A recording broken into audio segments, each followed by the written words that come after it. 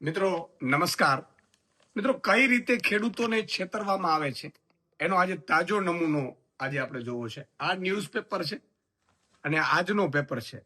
લખેલું છે 22/2/2026 અને એના પહેલા પેજ ઉપર લખેલું છે, તમે જુઓ, ટેરિફનો ખેલ ખતમ કરનાર મૂળ ભારતીય નીલ કાત્યાલે ટ્રમ્પના નિર્ણયને પડકાર્યો હતો.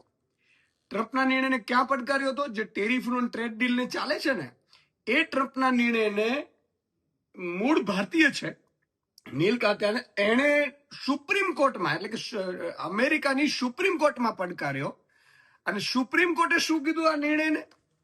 એમાં લખેલું છે, અમેરિકાની સુપ્રીમ કોર્ટે યુએસ પ્રમુખ ટ્રમ્પ દ્વારા લગાવવામાં આવેલા વ્યાપક ટેરિફને ગેરબંધારણીય અને અન્યાયી ગણાવ્યો હતો.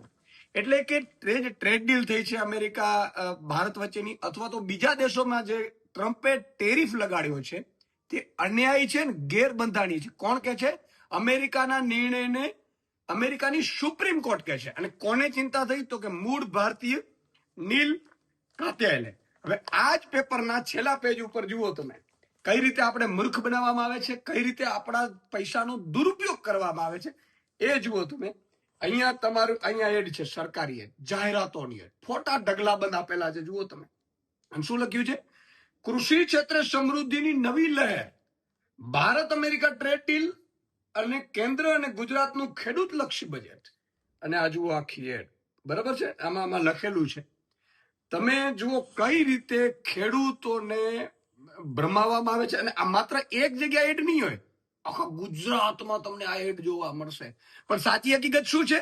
પહેલા પેજ ઉપર લખેલી છે કે આ નિર્ણય છે ટ્રમ્પનો, એ અન્યાય અને ગેરબંધારણીય છે. અમેરિકાનો નિર્ણય છે, અમેરિકાની સુપ્રીમ કોર્ટે ના પાડે છે. અને આપણા વાળા અહીંયા મોટી જાહેરાતો તમારા મારા ખર્ચે આપે છે, આપણે ભ્રમિત કરવા માટે. જોયું ને? ખેલ છે જાહેરાતોનો, ખેલ છે ચહેરા ચમકાવવાનો, અને ખેલ છે તમને ને મને કઈ રીતે મૂર્ખ બનાવીને લૂંટવાનો. જય જવાન, જય કિસાન.